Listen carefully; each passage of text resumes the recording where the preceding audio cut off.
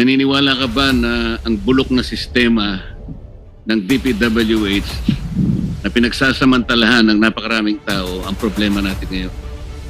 Tama po kayo. Naniniwala po ako.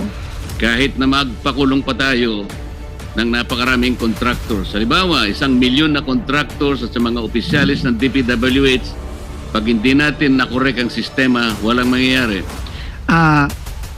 Partially agree po, Mr. Chairman, pero tingin ko importante din po na maipakita natin na may mananagot dahil po tingin ko ang isa sa pinakamatibay na deterrent sa nakikita nating nangyari ngayon is matakot po na may consequence po ang mga krimen na ginawa. Kasi po kung wala pong consequence, makikita po natin na ulit-ulit to. Pero tama po kayo. Kaakibat po nito, kailangan po ayusin din po ang sistema para hindi na po maulit ito.